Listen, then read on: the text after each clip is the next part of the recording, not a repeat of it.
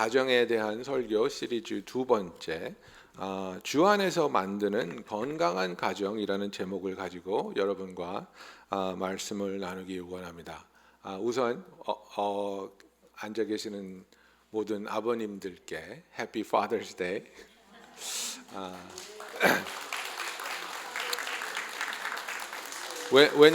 왜냐면 제가 오늘 우리 아들한테 해피 파더스 데이라는 소리를 못 들어가지고 섭섭해서 참 우리 마더스 데이는 굉장히 열심히 셀러브레이트 하는데 아버지들은 찬밥이에요, 그죠? 이게 다 우리가 뿌린 대로 거두는 겁니다.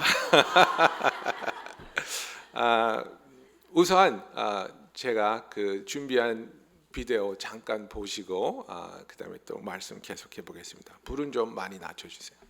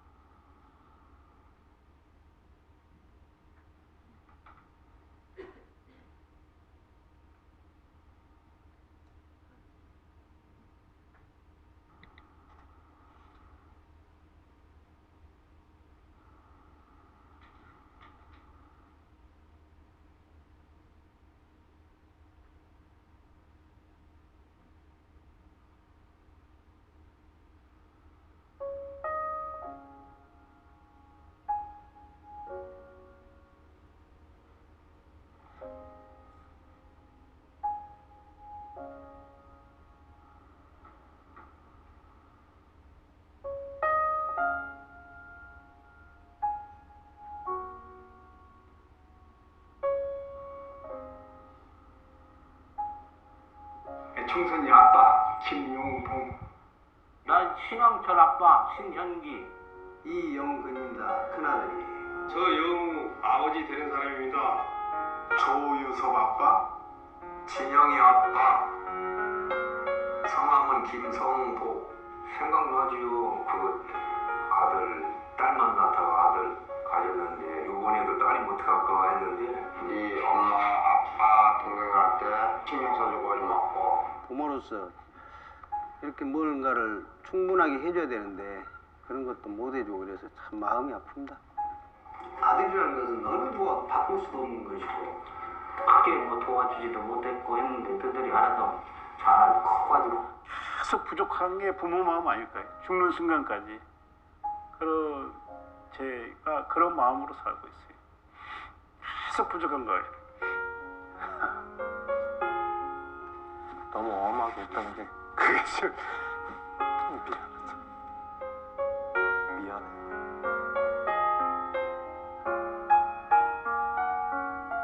항상 내가 부족하고 항상 미안해요. 미안하다 참. 모든 것이 부족하고 못 가르치고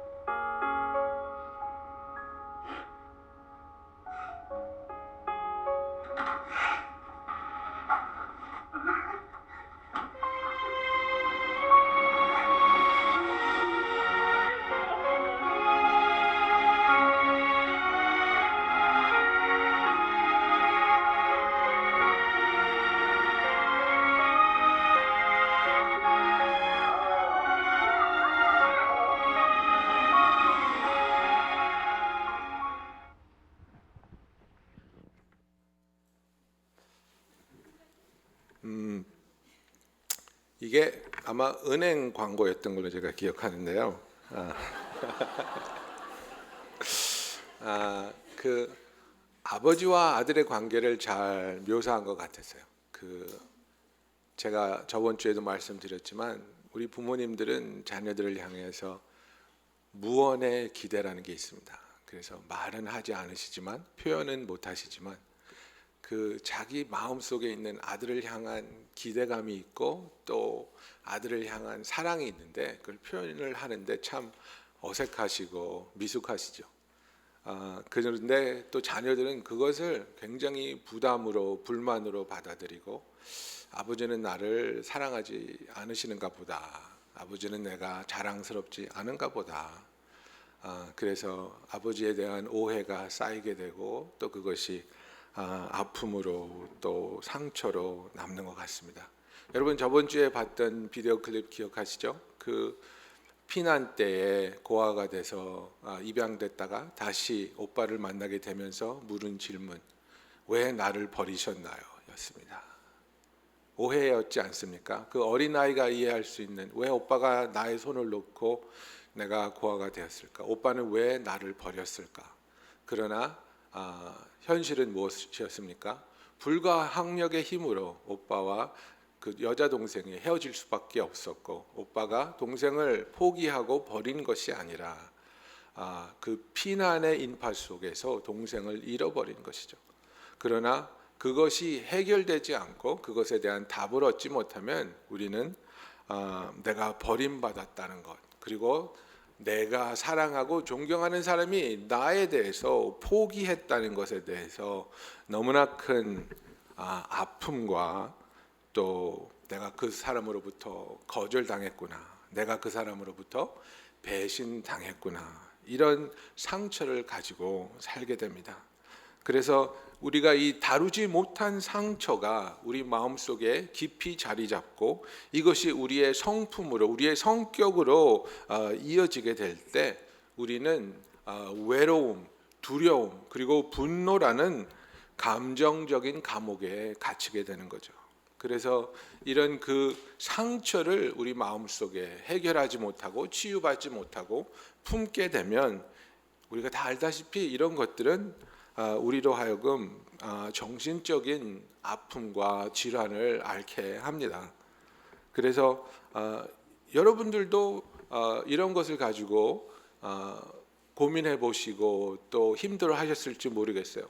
저는 결혼하고 나서도 오랫동안 이런 것들을 가지고 씨름을 했던 것 같아요. 뭐냐면 항상 외로웠어요. 결혼을 하고도 외로웠어요. 같은 침대에서 자는 와이프가 등 돌리고 잘 때마다 버림받은 것 같이 느껴졌어요.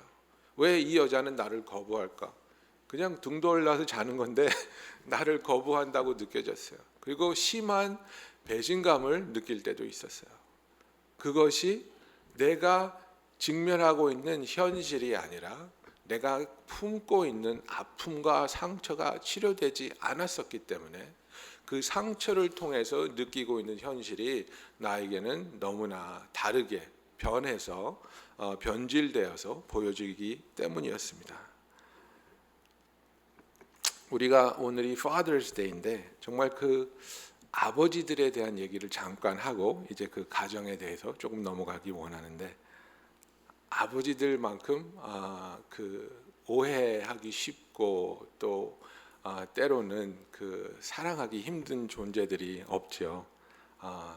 우리가 정말 그 아버지가 바로 서야 가정이 섭니다. 아버지가 바로 영적인 수문장이고 영적인 리더이기 때문에 아버지가 가정 안에서 하나님과의 관계, 그리고 하나님의 사랑을 받는 자라는 확신이 있어야 되고, 그 확신이 가족 간의 관계에서는 어떻게 드러나야 하냐면 가족들로부터 존경을 받아야 됩니다. 남자들은 자기에 대한 가치를 무엇으로 느끼냐면 존경으로 느낍니다. 여러분 영어에 이런 말이, 영어 그 속담에 이런 말이 있습니다. 어른이 되면 머리를 숙일 줄 알고 아버지가 되면 무릎을 꿇을 줄 안다. 무슨 말인지 아십니까, 여러분? 아버지가 되면 자식들을, 가족들을 먹여 살리기 위해서 자존심도 삼킬 수 있는 자가 된다는 얘기입니다. 그만큼 아버지들이 감당해야 하는 짐은 무겁다는 얘기죠. 그래서 직장에서 치이고 사회에서 치이고 무시당하고, 그렇지만은 아버지들이 집에 왔을 때에는 그래도 나는 집에 오면 아버지로서, 남편으로서 존경받는 사람이야, 이 위로가 있어야 되는데, 왜 제가 자랄 때만 해도 아버지들이 가장 화내시는 것 중에 하나가 뭡니까? 아니 이 녀석들은 아버지가 집에 왔는데 나 보지도 않아. 그죠? 나 보는 게 뭐라고? 나 보는 게 뭡니까? 나는 아버지를 존경합니다. 내가 무엇을 하고 있었던지 간에 그것보다 아버지가 돌아오신 게 더 중요합니다를 표현하는 겁니다. 인사하는 게 중요한 것이 아니라 아버지라는 존재가 우리 집안에 오셨다는 사실이 중요하다는 것을 우리가 나와서 인사함으로 표현해 드리는 것이죠. 여러분, 그 남편들을 좋은 남편으로, 풍성하고 여유스럽고 자상한 남편으로 만들려면 바가지 긁어서 절대로 그렇게 변하지 않습니다. 그런 남편을 원하시면 존경해 드리세요. 존경받지 못하는 남편일수록 얼마나 쪼잔하고 얼마나 날카롭고 얼마나 그 폭군스러워지는지 모릅니다. 그러나 존경받는 아버지는 존경을 받으면 받을수록 너그러워지고 여유스러워지고 또 더 많은 사랑과 이해심으로 부인과 자녀들을 대할 수 있습니다. 남자들은 존경을 먹고 사는 존재이기 때문입니다. 여자들이 사랑을 먹고 사는 존재라면 남자들은 존경을 먹고 삽니다. 오늘 아버지 날에 자녀들과 부인들이 다시 한 번 더 우리는 어떤 모습으로 우리의 아버지를, 우리의 남편을 존경하고 있고 그것을 표현하고 있는지 다시 한번 생각해 보시는 의미 있는 하루가 되기를 원합니다. 예, 이제 지난주에 제가 그 가정이라는 그 가장 작은 사회적인 집단을 우리가 건강하게 세우기 위해서 제일 중요한 파운데이션은, 제일 중요한 기반은 믿음이라고 말했습니다. trust라고 말했습니다. 그런데 이 trust는 calculus based trust가 아니고 performance based가 아니고 뭘 잘하기 때문이 아니고 그게 아니라 identification, 내가 가족이기 때문에 나에게 속한 나의 아버지이고 나의 아내이고 나의 자녀이기 때문에 그 이유만으로 우리가 기대하고 사랑하고 용서하고 믿어줄 수 있는 서로를 향한 이 신뢰가 가장 중요한 파운데이션이라고 말씀드렸습니다. 그러면 이 파운데이션 위에 우리가 무엇으로 이 가정이라는 하나님이 축복하신 사회적인 집단을 세워야 되겠습니까? 그것은 acceptance and safety입니다. 내가 나의 아버지를, 나의 부인을, 나의 자녀를 당신은 나의 사랑하는 가족입니다 하고 받아들여주는, 당신의 모습 그대로 내가 당신을 사랑합니다, 당신의 모습 그대로를 내가 나의 사랑으로 나의 은혜로 베풀어 드리겠습니다 하고 받아들이고 인정해 주는 acceptance가 필요합니다. 그리고 safety가 필요합니다. 집에 오면 안전하다. 학교에서, 회사에서 공격을 받고 왕따를 당한다 할지라도 집에 오면 나는 안전하다. 집에 오면 나를 사랑해주고 이해해주고 보호해주는 사람이 있다. 우리 가정에 acceptance와 safety가 있는지요? 우리 자녀들이 집에 올 때 나는 부모님으로부터 accept를 받고 또 부모님들은 나를 보호해 주신다는 확신이 있는지요? 그런 것을 느끼지 못하는 아이들은 밖으로 돕니다. 남편들도 마찬가지입니다. 저희 아버지가 주유소 하실 때 그 메카닉들이 있었는데 이제 제가 그 가끔가다 일을 도울 적이 있었는데 밤 늦게까지 이제 나이트 시프트라면 늦게까지 그 주유소를 지킵니다. 근데 메카닉들은 한 오후 5시면 일이 끝납니다. 어두우면 차를 못 고치니까. 근데 이 친구들이 집에 안 가요. 7시, 8시, 9시 돼도 집에 안 가요. 그래서 제가 한번 물어봤어요. 왜 집에 안 가냐? 그랬더니 집에 가면 무섭대요. 와이프한테 구박받고 아이들한테 치이고 여기서 이렇게 자기들끼리 농담 따먹기 하고 있다가 늦게 집에 가는 게 자기한테는 편하대요. 그래서 내가 참 마음이 아팠어요.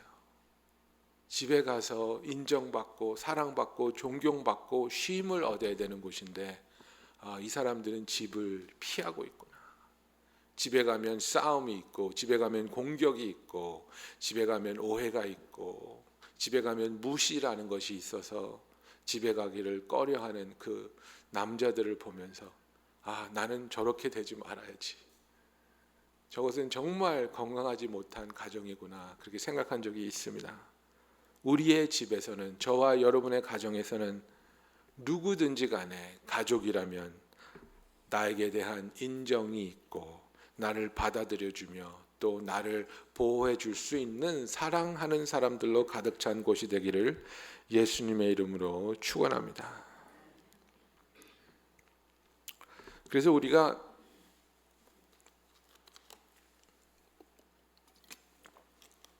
이 acceptance와 safety, 그래서 정말 누구를 인정해주고 받아들여주고 또 사랑해서 보호해주는 가정이 되기 위해서는 우리가 가지고 있는 세상적인 가치관을 좀 깨트려줘야 돼요. 우리는 이 세상적인 가치관을 가지고 너무나 오랫동안 생활해 왔기 때문에 그것을 우리의 삶에도 생각하지도 않고 너무나 쉽게 적용을 해요. 그것 중에 하나가 무엇이냐면, 내가 가정의 일원이라면 내가 가족으로서 어떠한 가치에 부응하는 삶을 살아야 된다는 부담감이 있어요. 그래서 어른들이 하시던 말이 있죠. 밥값을 좀 해라. 너는 밥값도 못하냐. 거기에 뭐가 내포되어 있습니까? 너는 가족으로서 이 가정에 도움이 되는 사람이냐 되지 않는 사람이냐를 묻고 있는 거예요, 지금. 그것이 이 사회가 우리들을 밀고 가고 있는 이 사회적인 가치관입니다. 우리 제다이가, 큰애가 엄마 뱃속에 있을 때에 이제 검사를 계속 하지 않습니까? 근데 무슨 수치가 높게 나왔어요. 그 수치가 높게 나왔더니 이제 의사가 그러는 거예요. 그 태 속에 있는 양수를 뽑아서 검사를 해야 된대요. 그 엠니아릭 싹에서 그 플루이드를 뽑아서 검사를 해야 된대요. 그래서 무슨 검사입니까? 그랬더니 이제 그 양수를 뽑아서 검사를 하면 이 아이가 다운 신드롬이 있는지 없는지 확실하게 알 수 있다는 거예요. 그 수치가 높이 올라갔기 때문에 다운 신드롬인 아이일 수가 있겠다고 걱정이 되니까 그거를 검사를 해보자 그러더라고요. 그래서 그 검사를 해서 우리 아이가 다운 신드롬인 아이가 밝혀지면 그럼 그걸 태안에서 고칠 수 있는 겁니까? 내가 물어봤어요. 무식해서. 그랬더니 못 고친대요. 그러면 그 테스트를 하는 이유가 뭡니까? 그랬더니 닥터가 너무나도 한심하다는 듯이 다운 신드롬이면 애를 떼어야죠. 그거를 하기 위해서 테스트하는 거예요. 그러는 거예요. 너무나도 당연하다는 듯이. 그래서 저희가 그랬어요. 그럼 저희는 그 테스트 안 받아도 되겠습니다. 그랬어요. 그랬더니 왜 안 받냐요. 그래서 왜냐하면 이 아이는 하나님이 우리에게 주신 아이고, 이 아이가 다운 신드롬이든 아니든 하나님이 주셨으면 이 아이를 우리는 키울 겁니다. 다운 신드롬이라고 해서 이 아이를 지우다니요, 말도 안 되는 얘기입니다. 그때 의사가 눈이 동그래져서 굉장히 불쾌해하더라고요. 어리석은 사람인 것처럼 우리를 바라보더라고요. 그런데 그것이 여러분 바로 사회의 가치관입니다. 다운 신드롬인 애를 낳아봤자 평생 너를 피곤하게 하고 평생 너한테 도움이 안 되고 힘들고 어렵게 살다가 죽을 아이를 왜 낳냐 이거예요. 이것이 이 사회의 가치관입니다. 도움이 안 되는 사람은 필요 없으니까 없는 게 낫다. 여러분 그런 말 들어보셨어요? 여러분 그런 말을 여러분 자신에게 해본 적 있어요? 나 같은 사람은 없는 게 나아. 우리 가정에, 이 회사에, 이 사회에 나 같은 사람은 없는 게 나아. 그것은 절대로 하나님이 우리에게 해주시는 말씀이 아닙니다. 이것은 죄에 물들은 세상이 우리에게 강요하는 세상적인 가치관이란 말입니다. 그런데 이 가치관을 우리가 하나님 안에서 깨트려 버리고 하나님이 주시는 가치관으로 바꾸지 않으면 내가 이 가정 안에서 사랑받고 인정받는 유일한 방법은 우리 가정이 나를 필요로 하는 사람이 되어야 된다는 부담감을 가지고 사는 겁니다. 얼마나 많은 남편들이 변변한 직장이 없다고, 돈을 벌어오지 못한다고, 나는 우리 가정에 도움이 되지 못한다는 수치를 가지고 살고 있습니까? 얼마나 많은 부인들이 원하는 아이가 생기지 않는다고 나는 가치 없는 여자라고 자책하면서 살아가고 있습니까?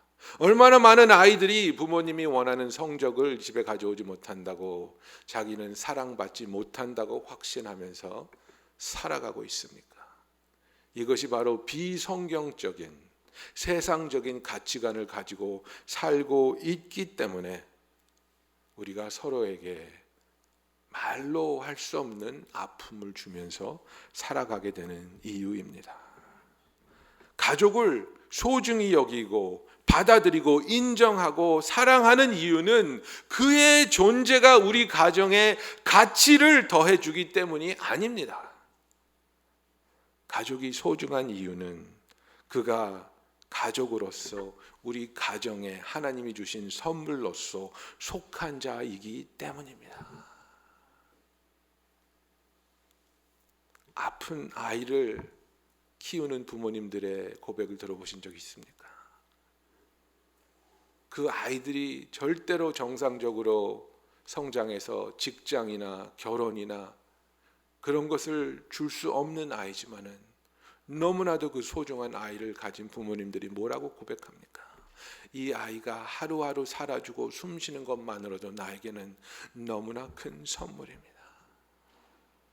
이것이 바로 하나님이 우리에게 생명이라는 귀한 선물을 한 사람 한 사람에게 입맞춤으로 주신 이 귀한 생명을 깨달은 한 사람 한 사람이 서로를 향한 사랑을 고백하고 서로를 향해 인정해 주는 삶이 되어가고 있는 모습입니다. 내가 얼마나 재주가 있고 내가 얼마나 쓸모가 있고 내가 우리 가족에게 얼마나 큰 기쁨을 주고 도움이 되고 가능성을 보이냐가 중요한 것이 아니라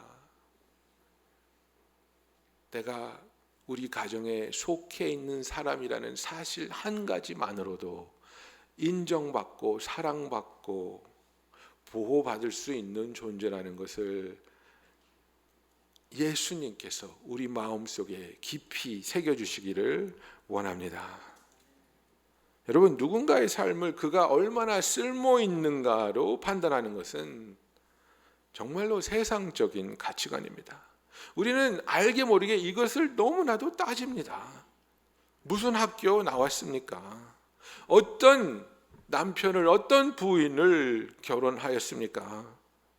당신은 자녀들에게 어떤 교육을 하고 있습니까? 당신은 돈을 얼마나 벌고 있습니까?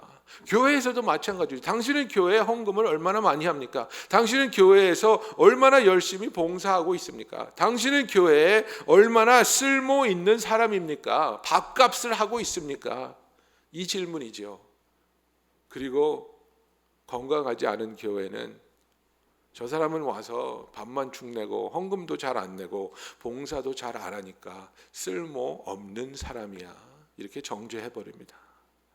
이것만큼 예수님께서 우리에게 보여주신 사랑보다 거꾸로 가는 모습은 없습니다. 예수님은 가능성 있고 가치 있는 사람을 골라서 제자를 만든 것이 아니라 세상으로부터 버림받고 외면당하고 세상이 쓸모없다고 손가락질하는 사람들을 모아서 사랑해 주시고 회복해 주시고 용서해 주시고 구원해 주셨습니다. 하나님이 우리를 보시는 눈길로 내 자신을 보고 서로를 바라볼 수 있는 그런 하나님의 은혜가 풍성하게 우리의 삶에, 우리의 가정에, 우리의 교회에 넘치기를 예수님의 이름으로 축원합니다. 사람들이 이루어 놓은 것에 따라서 그의 가치를 점수 매기고 인정하는 것은 굉장히 차별적이고 조건적인 사랑입니다. 그래서 이 조건적인 사랑을 가지고 사랑하고 관계를 맺어가면 그 사람이 내가 원하는 어느 정도의 레벨에서 열매를 맺어주고 가능성을 보여줄 때는 관계가 원만하죠. 그런데 내가 기대했던 것에 못 미치고 내가 원했던 열매를 맺어주지 못하면 우리는 빨리 계산하고 당신은 가능성이 없구나. 잘라버려야 되겠어. 가능성 있는 사람을 만나야지. 당신같이 가능성 없는 사람한테 나의 시간을 나의 열정을 투자할 필요는 없으니까. 여러분 이것만큼 차갑고 계산적이고 하나님의 사랑과 은혜와 동떨어진 모습은 없습니다. 여러분 우리는 우리의 가정을 우리의 가족들을 나의 배우자나 나의 부모님이나 형제나 또 자녀들을 어떠한 모습으로 바라보고 있습니까? 그들이 나의 기대치에 못 미친다고 할지라도 그들을 나의 부모로 나의 배우자로 나의 형제 자매로 나의 자녀로 인정해 주시고 사랑해 주시고 보호해 주십니까? 아니면 나의 기대치에 미치지 못하기 때문에 그들을 미워하고 원망하고 핍박하고 계십니까? 참된 그리스도인으로서의 저는 그 모습에 죄에 찌들었고 망가졌고 하나님께 배반한 모습 그대로 우리를 받아주셔서 용서해 주시고 치유해 주시고 회복시켜 주신 것처럼 하나님과 화해할 수 있도록 다리가 되어 주신 것처럼 우리 사이에도 망가지고 배반하고 서로에게 아픔을 주는 그런 모습일지라도 받아주고 사랑하고 용서하고 기다려 주라는 것입니다. 이것이 우리를 향하신 하나님 아버지의 뜻입니다. 우리가 오늘 우리의 가족들을 생각하면서 내가 정말 그들을 예수님이 나를 받아주신 것처럼 받아주고 있는지, 아니면 나는 너를 받아줄 마음이 있어. 그러나 내가 너를 받아주기 위해서 너는 이것을 나한테 해줘야 돼. 조건부의 인정, 조건부의 받아들임을 가지고 요구를 하고 계신지 생각해 보시기 바랍니다.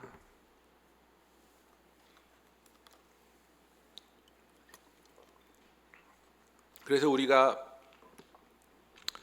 주 안에서 이 건강한 가정을 acceptance와 safety로 가정을 세우기 원한다면 제일 먼저 우리가 하는 것은 서로를 받아들여 줘야 되는데, 인정해 줘야 되는데, 그것의 첫 걸음은 함께 있음으로 인정해 주는 겁니다. Accept one another by being there. 여러분 그런 질문 하죠. 질이냐 양이냐, 그죠? 그래서 대학생들처럼 이렇게 식성이 강렬한 사람들은 질보다는 양이죠. 그냥 무조건 많이 주면 좋아해요, 그죠? 그런데 좀 나이가 들면서 식성도 좀 떨어지고 좀 고상해지면 양보다는 질보다 양보다는 질이죠. 예. 그러면 예수님과 나의 관계는 양입니까? 질입니까? 퀄리티입니까? 퀀티티입니까?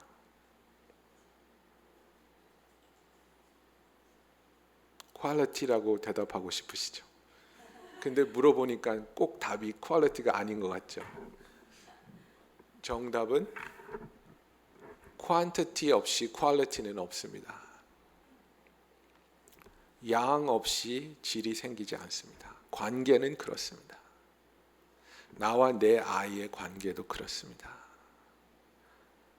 아빠들이 일에 치여서 너무나 바쁘게 살다가 아이와의 관계가 소원해질 때 그것을 무엇으로 메꾸려고 합니까? 양입니까? 질입니까? 퀄리티입니다. 시간이 없으니까 바쁘니까 비싼 거 사줄게. 좋은 거 사줄게. 좋은데 보내줄게. 근데 아이가 원하는 건 뭔지 아십니까? 양입니다. 그냥 아빠 내 옆에 있어줘. 제 친구가 교수인데요. 한 번은 이런 얘기를 하면서 울더라고요. 자기가 교수를 하면서 너무너무 바빠서 아들을 한 2달을 못 봤대요. 그러니까 못 본 게 아니고 깨어나기 전에 일 가고 잠들 때 집에 오니까 아이하고 관계가 2달 동안 없었대요.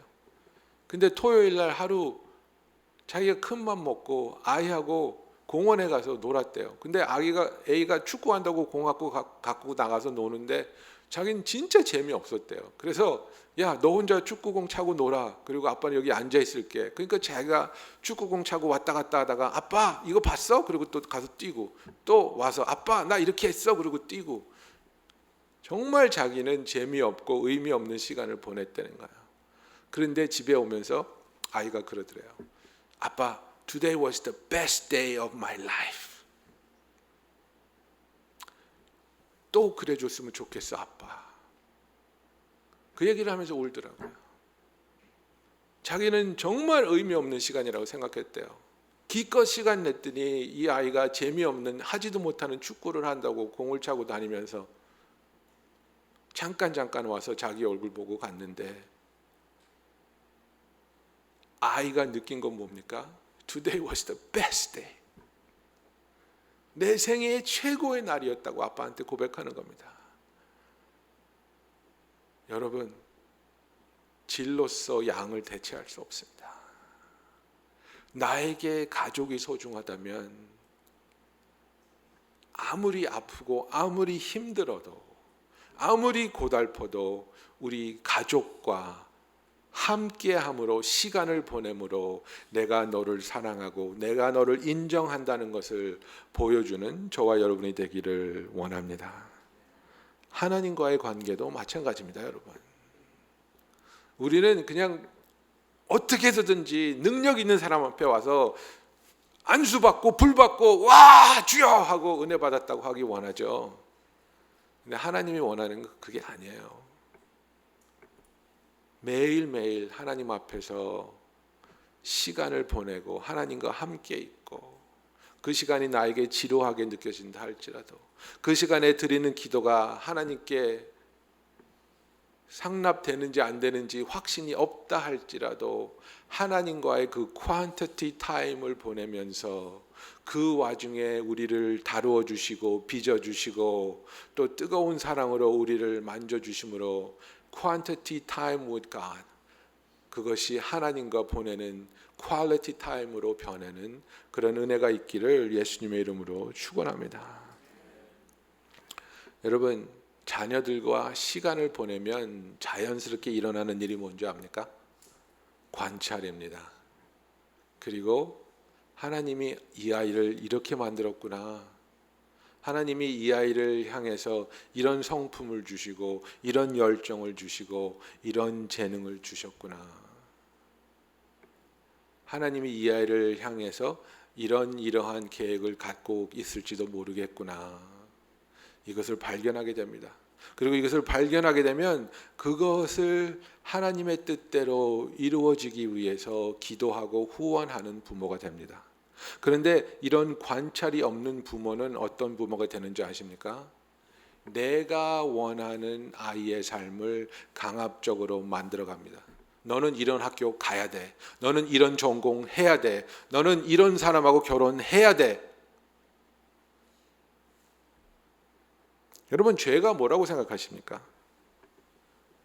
죄는 나의 삶을 하나님이 없는 것처럼 사는 것이 죄입니다. 죄는 내가 내리는 결정들이 하나님이 가지고 있는 나를 향한 계획과 아무런 상관없는 것 같이 결정을 내리는 것이 죄입니다.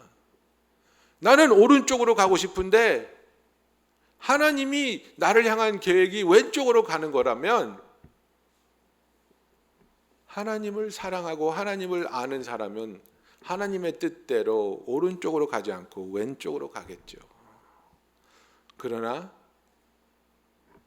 하나님의 계획이 나하고 아무런 상관없다, 나는 내가 원하는 삶을 살겠다, 이렇게 주장하는 사람은 하나님이 아무리 왼쪽으로 가라고 권고해도 끝까지 오른쪽으로 가겠지요. 자녀를 향한 우리 마음도 같습니다. 세상에서는 좋은 자녀를 길러내기 위해서 어릴 때부터 악기도 가르치고 운동도 시켜야 되고 학원도 보내야 되고 이런 거를 다 시켜줘야지 좋은 아이가 되는 것처럼 세상이 말하니까 나도 그렇게 해야지. 그래서 이런 학교를 보내야 되고 이런 전공을 하게 할 것이고 이런 직장을 갖게 할 것이고 이런 배우자를 만나게 할 것이야.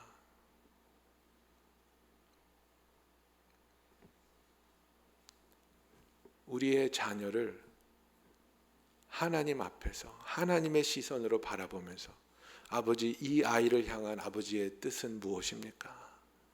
무슨 계획을 가지고 이 아이에게 저런 성품을 주시고 저런 달란트를 주시고 저런 열정을 주셨습니까? 내가 이 아이의 부모로서 이 아이가 하나님의 계획을 따라 기쁘게 하나님과 동행하기 위해서 어떻게 돕고 어떻게 후원해야 되겠습니까?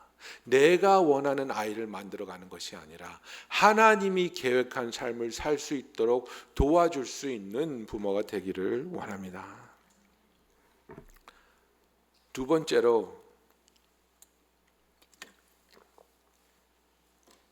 건강한 가정을 세우기 위해서는 가족들을 향한 판단이나 정죄를 쉽게 빠르게 내리면 안 됩니다. 기다려줘야 됩니다. 영어로 benefit of the doubt이라는 말이 있죠. 의심이 확실하지 않는 한 믿어준다는 얘기입니다. 무조건 죄 지었을 거야, 무조건 거짓말하는 걸 거야, 무조건 잘못했을 거야, 나의 의심이 진실인 것처럼 우리 배우자를 몰아가고 자녀들을 몰아가고 있지는 않습니까? 당신이 항상 그러잖아, 당신이 항상 그랬잖아. benefit of the doubt을 주는 것이 아니라 항상 의심하고 그 의심이 마치 진실인 것처럼 가족들을 몰아가고 있지는 않은지요. 하나님은 우리에게 그렇게 하지 않습니다. 하나님은 우리를 용서해 주시고 믿어 주시고 기다려 주시고 기회를 주십니다. 여러분, 그런 말 들어보셨죠? 네가 하는 말은 콩으로 메주를 쓴다 그래도 안 믿어. 그것만큼 내가 너를 불신한다는 고백이 없습니다. 그런 말을 듣는 가족은 엄청나게 큰 상처를 받는 겁니다. 아, 나의 부모가, 나의 배우자가, 나의 형제가 나를 믿지 않는구나. 나에게 대한 포기를 한 사람이구나. 아무리 많은 실패를 했다 할지라도, 아무리 많은 잘못을 했다 할지라도, 그래, 믿어줄게, 도와줄게, 기다려줄게, 같이 갈게, 함께 해줄게. 너는 끝나지 않았어. 하나님이 너를 아직도 붙잡고 계셔. 다시 한번 해보자. 몇 번이나 다시 해야 돼요? 베드로가 물었잖아요. 70번 곱하기 7번 하라 그랬어요. 끝없이 하라고 말씀하시는 거예요. 끝까지 참고 끝까지 기다리고 끝까지 견디는 게 사랑이라고 말씀하고 있습니다. 세 번째로, 우리가 하나님이 기뻐하시고 축복하는 건강한 가정을 세우기 위해서는 나에게 속한 한 사람 한 사람의 가족을 세워줘야지 무너뜨려서는 안 됩니다. 로마서 15장 1절 2절을 우리가 읽었는데요. 이거를 이제 그 메시지 바이블로 번역해 놓은 것이 있어서 제가 읽어 드리겠습니다. 똑같은 얘기지만 좀 더 이해하기 쉽게 현대인의 말로 바꿔놨네요. 우리 가운데 믿음이 강건한 사람들은 약해서 비틀거리는 사람들을 보면 다가가 손을 내밀어 도와야 합니다. 그저 자기 편한 대로만 살아서는 안 됩니다. 힘은 섬기라고 있는 것이지 지위를 즐기라고 있는 것이 아닙니다. 우리는 늘 어떻게 하면 도움을 줄 수 있을까라고 물으며 주변 사람들의 유익을 도모할 필요가 있습니다. 고린도후서 13장 10절에 사도 바울이 이렇게 말씀하셨습니다. 그러므로 내가 떠나 있을 때에 이렇게 쓰는 것은 대면할 때에 너희를 넘어뜨리려 하지 않고 세우려 하여 내게 주신 그 권한을 따라 엄하지 않게 하려 함이라 그랬습니다. 내가 너희를 무너뜨리고 넘어뜨리려고 하는 것이 아니라 너희를 세워주고 빌드업하기 위해서 권면하고 있다고 말합니다. 여러분, 우리가 그 선을 잘 알아야 돼요. 우리 아이들을 야단칠 수 있지요. 그런데 그 야단치는 것이 잘못된 것을 올바르게 잡아주는 것이냐, 그것은 정말 필요하고 건강한 것이죠. 그런데 올바르게 잡아주다가 선을 넘어가면 우리는 더 이상 아이들에게 교훈을 주는 게 아니라 인신공격을 하고 있는 자신을 발견하게 됩니다. 포기해. 이 집에서 나가. 너는 가능성이 없어. 너는 항상 그 모양이야. 너는 항상 거짓말이야. 너는 항상 실패야. 이 선이 우리의 마음에 명확하게 그어져 있어야 됩니다. 나는 이 선을 절대로 넘지 않겠다. 잘못된 것을 올바르게 붙잡아 줘야 되는 것은 가족들을 향한 우리의 도리이고 사명입니다. 사랑으로 그렇게 해야죠. 그런데 나의 감정이 그 선을 넘어서서 인신공격을 하기 시작하고 그 사람이 가지고 있는 소망과 희망조차 짓밟아 버리게 된다면 그것은 너무나도 큰 아픔이 되는 것입니다. 아무리 우리가 실망했다 할지라도, 아무리 화가 난다 할지라도, 나는 지금 하나님께서 주신 이 관계라는, 릴레이션십이라는 이 도구를 통해서 이 사람을 세워주고 있는가, 아니면 무너뜨리고 있는가, 하나님 앞에 물어보고 하나님 앞에 기다리고 기도하면서 내가 할 수 있는 말과 행동으로 이 사람을 세워주기 원하는, 그리고 그것을 실천으로 옮길 수 있는 저와 여러분이 되기를 예수님의 이름으로 축원합니다. 여러분, 우리 아이들에게 줄 수 있는 가장 큰 선물이 무엇이라고 생각합니까? 최고의 것으로 먹이고 최고의 것으로 입히고 최고의 것으로 가르치는 것이 가장 좋은 선물이 아니라, 언제 어디서 어떤 상황에 있든지 간에 나는 하나님의 자녀이고 하나님이 나와 함께 계시고 하나님이 나를 지켜주시고 인도하기 때문에 나는 다시 할 수 있어. 나는 일어설 수 있어. 나에게는 소망이 있어. 이 신앙을 우리의 아이들에게 심어주는 것이 가장 큰 선물입니다.